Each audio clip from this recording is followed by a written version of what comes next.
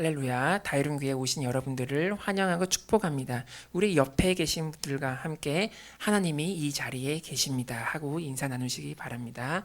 하나님이 이 자리에 계십니다. 그리고 또 오늘 기적이 일어납니다 라고 인사 나누기 바랍니다. 아멘.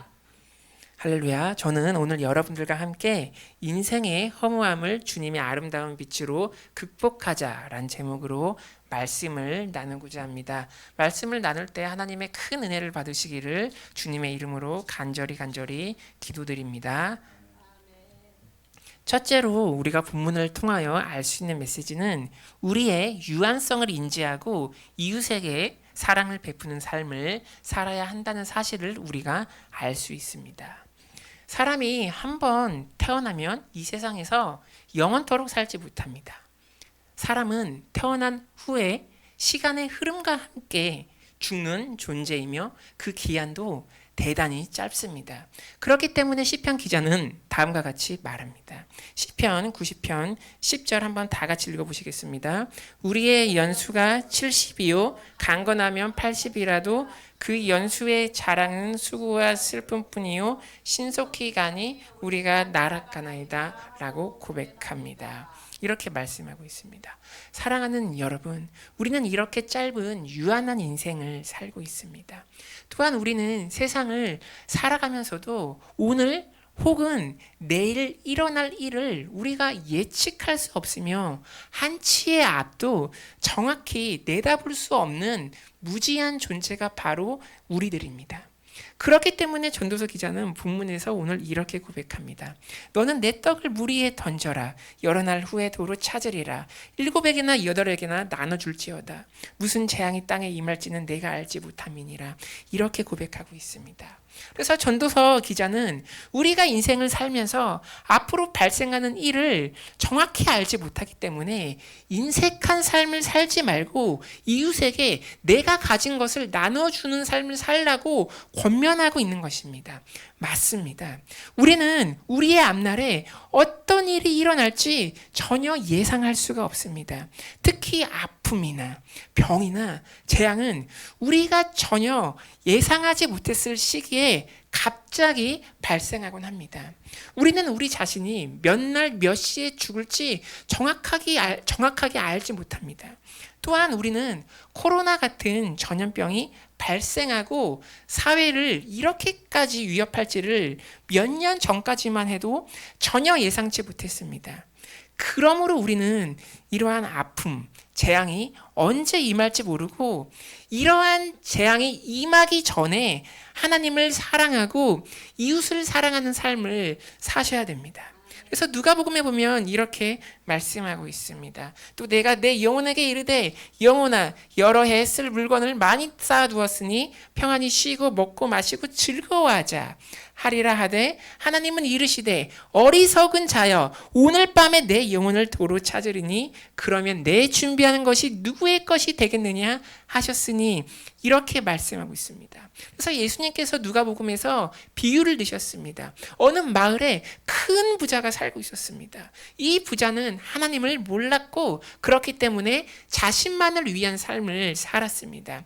재물도 자기 자신만을 위하여서 사용하고 하나님과 다른 사람들을 위하여서 전혀 베풀지 않았습니다. 오직 자기 욕심만을 위하여서 재물을 쌓아두었고 또 재물을 쌓아둘 공간이 부족하자 기존의 곳간을 허물고 더 큰 곳간을 건축하여서 거기에 자기의 재물을 계속해서 쌓아두었습니다. 그래서 어리석은 부자는 창고에 쌓인 재물을 보고 흥이 나고 즐거워하였고 먹고 마시며 육체적으로 즐기는 삶만 살았습니다. 그런데 생명을 주관하시는 하나님께서 이 부자의 목숨을 오늘 밤 거두어 가시면 부자의 재물은 누구의 것이 됩니까? 당연히 자신의 것이 되지 못하고 다른 사람의 것이 되는 것입니다. 하나님께서는 이러한 사람을 보고 뭐라고 말씀하십니까? 누가복음 12장 21절에 보면 이렇게 말씀하십니다. 자기를 위하여 재물을 쌓아두고 하나님께 대하여 부여하지 못한 자가 이와 같으니라 이렇게 말씀하십니다. 사랑하는 여러분, 우리는 인생의 초점을 재물과 자기 자신에게만 맞추면 안 됩니다. 우리는 무엇보다 하나님께 대하여서 부유한 자, 풍요로운 자가 되셔야 됩니다. 하나님께 대하여서 부유한 자는 하나님을 사랑하고 이웃에게 사랑을 베푸는 자입니다.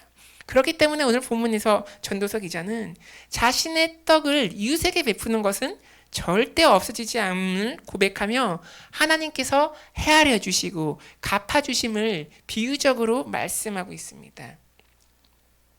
성경은 한치의 앞을 예측할 수 없는 유한한 인생을 살고 있는 우리를 보고 하나님께 대하여 부유하게 되어야 함을 해결책으로 제시하고 있습니다.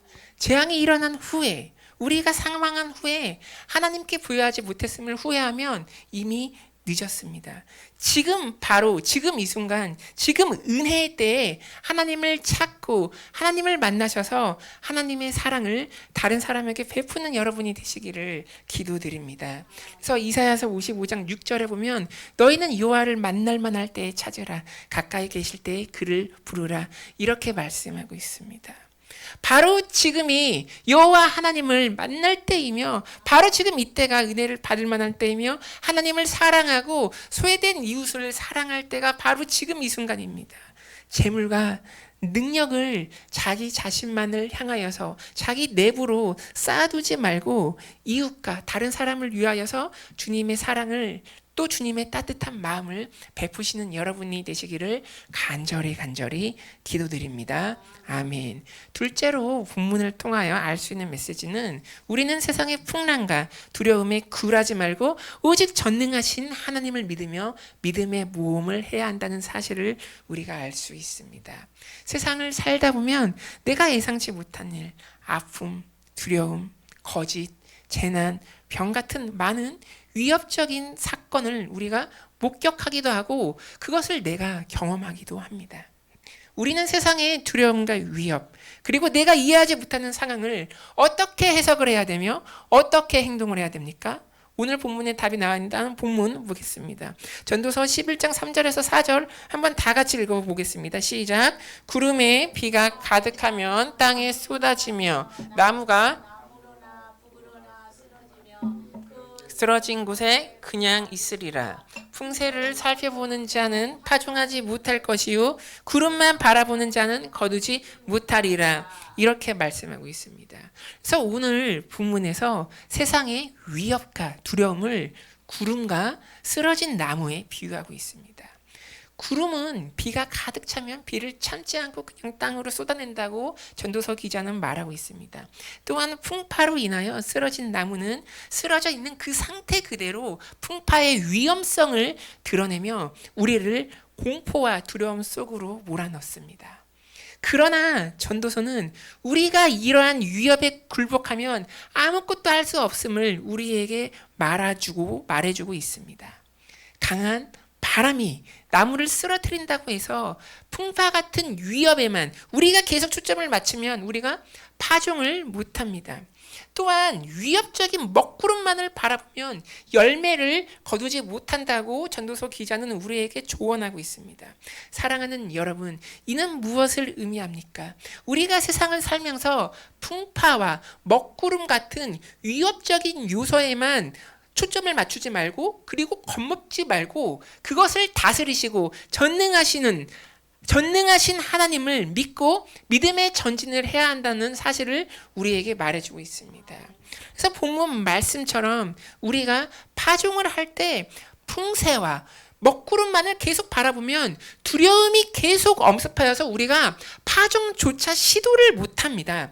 그러나 그것을 다스리시고 우리의 이성으로 이해할 수 없는 것을 이해하시는 초월적인 하나님을 우리가 믿음으로 바라보면 담대하게 파종을 할 수 있고 우리가 믿음의 전진을 할 수 있는 것입니다. 할렐루야, 믿으십니까? 아멘. 하나님에 대한 사랑과 신뢰가 두려움을 이기게 되는 것입니다. 그러므로 두려움을 주는 세상만을 우리가 바라보지 말아야 합니다. 세상 만사에 이치를 깨닫지 못하는 무지한 내 자신을 바라보지 말고 모든 일을 행하시고 성취하시는 전능하신 하나님을 우리가 바라봐야 됩니다. 그렇기 때문에 전도서 기자는 다음과 같이 고백하고 있는 것입니다. 한번 다 같이 읽어보시겠습니다. 바람의 길이 어떠함과 아이벤 자의 태에서 뼈가 어떻게 자라는지를 내가 알지 못한 같이 만사를 성취하시는 하나님의 일을 내가 알지 못하느니라. 이렇게 말씀하고 있습니다. 그래서 우리는 무지하기 때문에 보이지 않는 바람의 길을 예측하지 못합니다. 또한 우리는 태에서 뼈가 어떻게 나오는지 알지 못하고 생명이 형성되는 근본적인 원리를 우리가 알지 못합니다. 그 예로 우리가 또 우주를 관측할 때 우리가 우주의 94%는 알지 못한다고 합니다. 왜냐하면 우주는 우리 눈에 보이지 않고 이해할 수 없는 물질인 암흑 물질로 가득 차 있기 때문입니다. 그러나 모든 만물을 창조하시는 하나님께서는 바람의 길을 예측하시며 태에서 뼈가 어떻게 나오는지 알고 계시며 우주가 작동하는 원리와 광활한 우주의 지도를 모두 파악하고 계십니다. 그러므로 우리는 세상을 살면서 불완전한 세상과 무지한 내 자신에게로 향하지 말고 원초적으로 모든 것을 직시하시고 파악하시는 전능하신 하나님을 믿음으로 의지하셔야 됩니다. 우리가 믿음으로 의지할 때 하나님의 구원을 우리가 체험하게 되는 것입니다. 우리의 단편적인 이성에 기초한 이해 능력보다는 전지하시고 전능하시고 아름다우신 하나님에 대한 신뢰와 믿음이 먼저인 것입니다. 그래서 하나님을 믿음으로 신뢰하시는 여러분이 되시기를 기도드립니다. 그래서 예수님의 제자들도 자신의 이성으로 하나님의 계획을 이해하지를 못하였습니다. 그래서 제자들은 예수님께서 공생의 사역을 하실 때 이스라엘을 정복하시고 왕이 되시어서 이스라엘을 통치하시는 줄로 기대했습니다. 그러나 모든 인류를 위한 구원을 계획하시고 성취하신 하나님의 계획은 제자들의 협소한 방법이 아니었습니다. 예수님의 구원의 계획은 자신이 인류의 모든 죄를 십자가에서 짊어지시고 고난받아 목숨을 내어주시는 것이었습니다. 주님의 구원 방법은 자신이 왕이 되는 것이 아니라 고난받는 종으로서 우리를 섬기는 것이었습니다. 그리고 죄와 사망을 이기시고 사망으로부터 부활을 계획하셨습니다.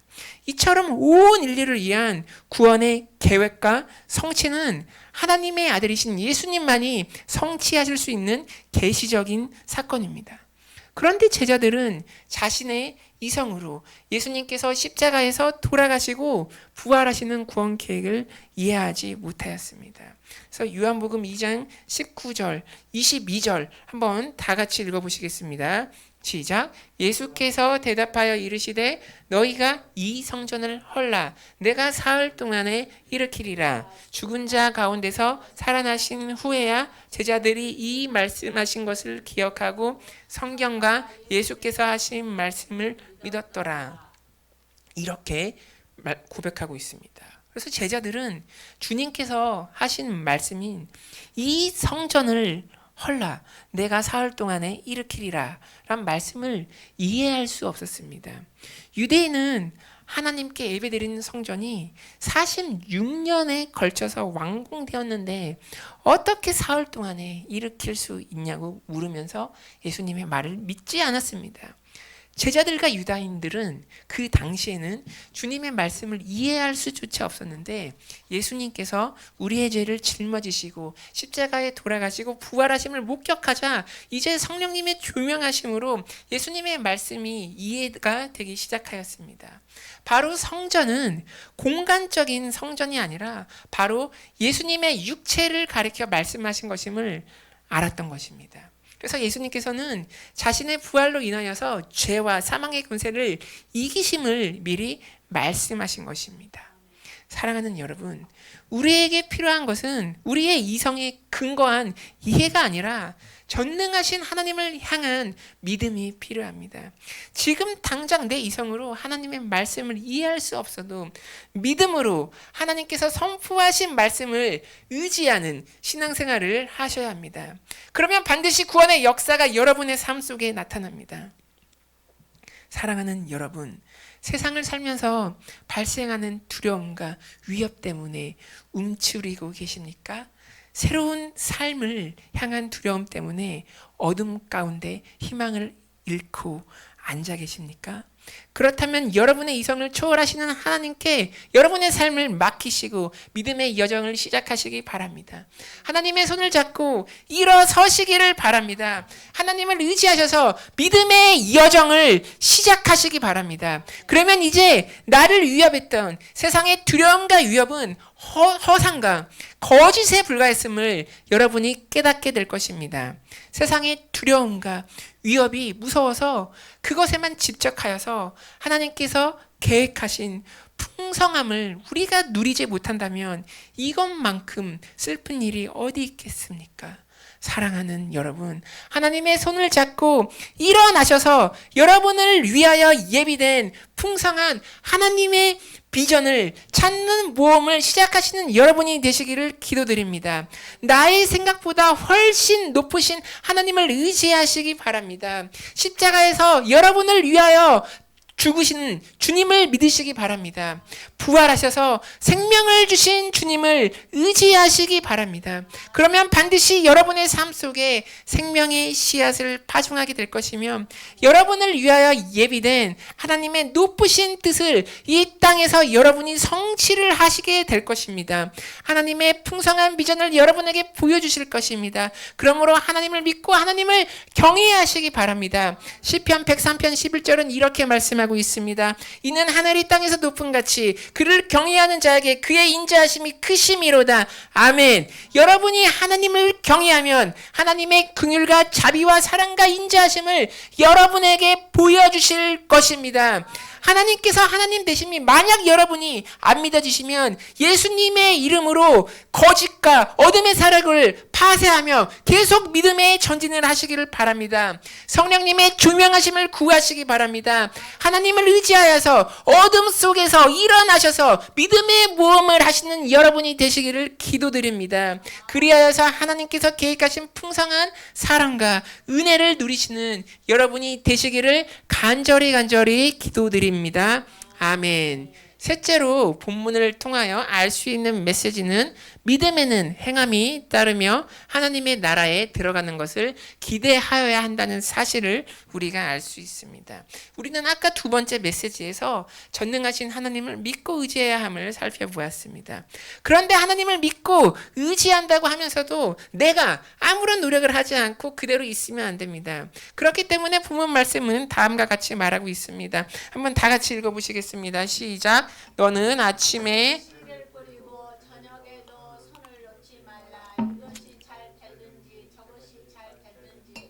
혹 둘이 다 잘 됐는지 알지 못함이니라. 이렇게 말씀하고 있습니다.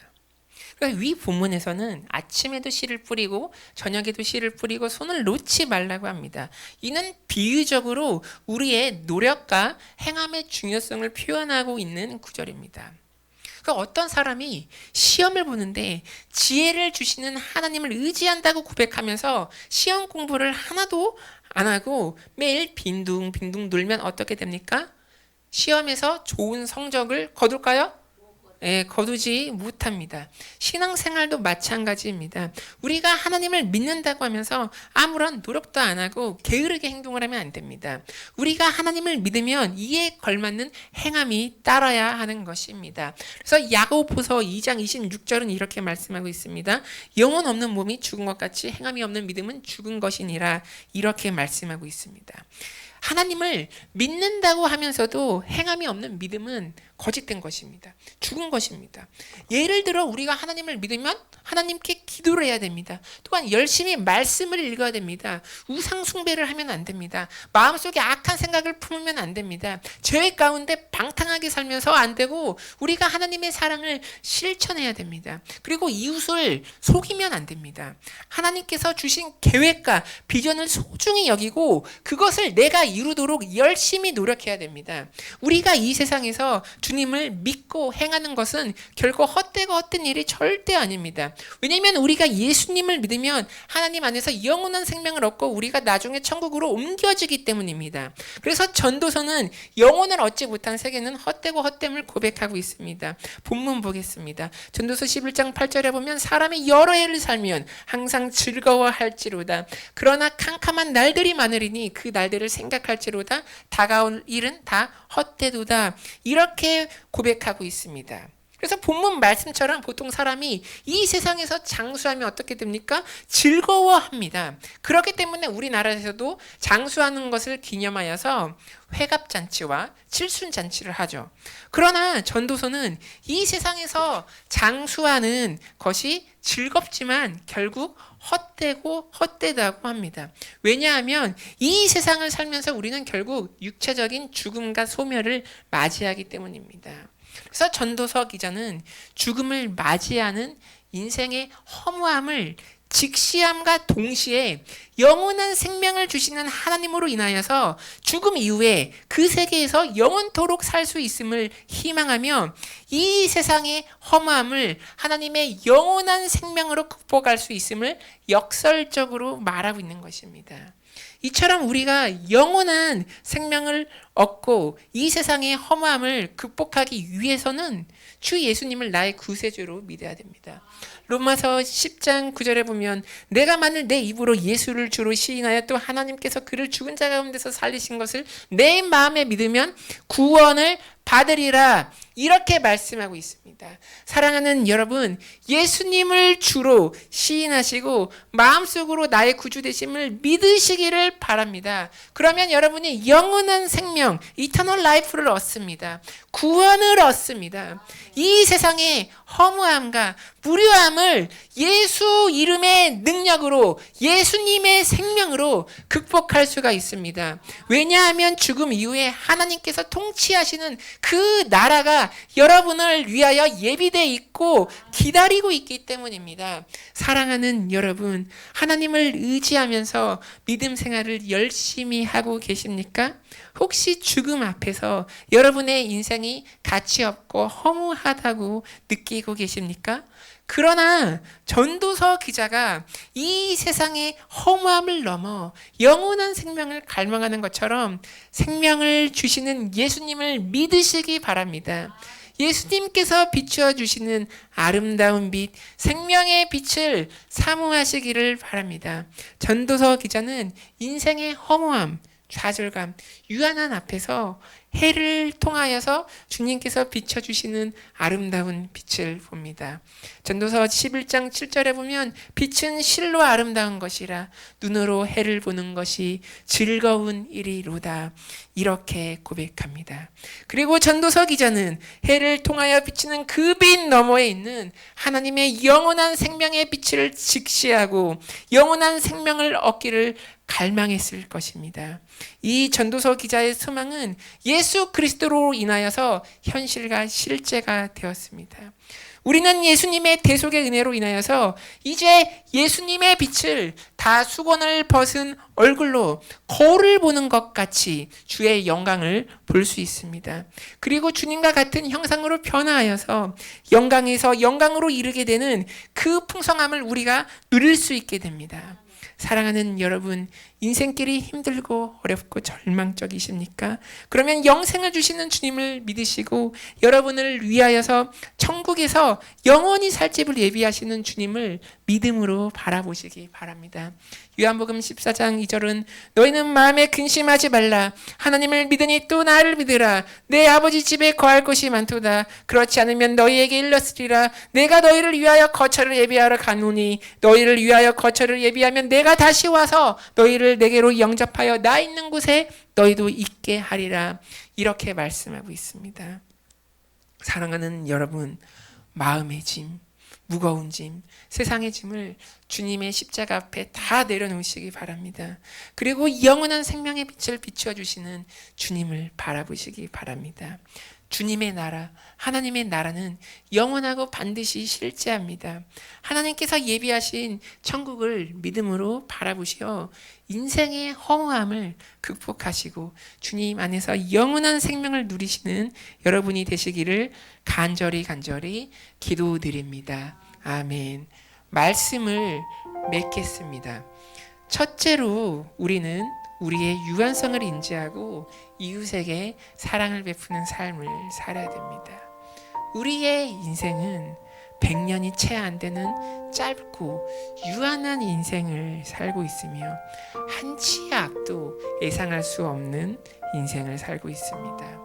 우리의 인생의 마침은 하나님의 손에 달려 있습니다. 하나님께서 우리의 인생을 갑자기 거두어 가신다면 지금까지 내가 노력했던 것들은 아무런 의미가 없습니다. 그러므로 지금 살아있을 때 하나님의 은혜를 받을 만할 때 하나님을 사랑하고 이웃을 내 몸처럼 사랑하시는 삶을 사시는 여러분이 되시기를 기도드립니다. 특히 어려운 이웃을 도와주며 나누는 삶을 사시는 여러분이 되시기를 간절히 기도드립니다. 둘째로 우리는 세상의 풍랑과 두려움에 굴하지 않고 오직 전능하신 하나님을 믿으며 믿음의 모험을 해야 됩니다. 세상은 우리가 하나님의 비전과 뜻을 이루지 못하도록 유혹을 하기도 하고 위협을 하기까지도 합니다. 그러나 세상이 주는 풍랑과 먹구름에만 초점을 맞추면 우리가 아무것도 할 수가 없습니다. 풍랑과 먹구름이 우리의 삶을 위협하더라도 우리의 손을 붙잡아 주시고 우리의 생각보다 높으신 하나님을 의지하시고 붙잡으시기 바랍니다. 예수님을 의지하시기 바랍니다. 하나님의 말씀을 붙잡으시기 바랍니다. 사랑하는 여러분, 세상의 위협과 어둠 가운데 좌절하며 방황하고 계십니까? 그렇다면 주님의 손을 잡으시고 위대한 신앙의 모험을 주님과 함께 하시기 바랍니다. 그리하여 여러분을 위하여 예비하신 주님의 아름다운 비전을 성취하시는 여러분이 되시기를 간절히 기도드립니다. 마지막으로 믿음에는 행함이 따르며 우리가 하나님 나라에 들어가는 것을 기대하고 소망하셔야 됩니다. 진정한 믿음에는 그 믿음에 근거한 행함이 따라야 합니다. 주님 보시기에 우리도 최선을 다하여 신앙생활을 하셔야 됩니다. 우상 숭배와 망령된 행실을 멀리하고 주님께 기도를 하시기 바랍니다. 하나님의 말씀, 살아있는 말씀을 보시기 바랍니다. 이웃에게 사랑을 베푸시기 바랍니다. 때때로 우리의 인생은 죽음이라는 소멸 앞에서 아무 의미 없고 허무한 것으로 보이기까지 합니다. 그러나 전도서 기자는 인생의 허무함과 유한성은 주님의 영원한 생명으로 극복 가능함을 역설하고 있습니다. 그것은 예수님의 희생에 근거한 영원한 사랑, 영원한 생명입니다. 주님께서 부어주시는 아름다운 빛을 사모하시기 바랍니다. 영원한 생명의 빛을 사모하면서 천국을 소망하시기 바랍니다. 천국에서는 예수님의 빛을 다 수건을 먹은 얼굴로 거울로 보는 것 같이 주님의 영광을 볼 수 있습니다. 그날을 기다리고 고대하시면서 이 세상에서도 동일하게 주님의 빛을 비추시며 영원함을 사모하시는 여러분이 되시기를 간절히 기도드립니다. 아멘. 오늘 들으신 말씀을 생각하시면서 합심하여 기도하기 원합니다. 우리의 유한성을 자각하고 하나님을 의지하고 내가 이웃에게 사랑을 베풀기를 원합니다. 그리고 내가 풍랑과 먹구름 같은 위협적인 것에만 초점을 맞추지 않고 나와 동행하시는 주님을 바라보며 내가 하나님과 함께 믿음의 모험을 하기를 원합니다. 그리고 내가 행함이 따르는 진정한 믿음을 갖기 원합니다. 그리고 예비하신 하나님의 나라를 바라보고 영원한 생명의 빛으로 내가 나의 인생의 허무함을 극복하기 원합니다. 다 같이 주님의 이름 한 번 부르고 다 같이 기도하시겠습니다. 주여, 하나님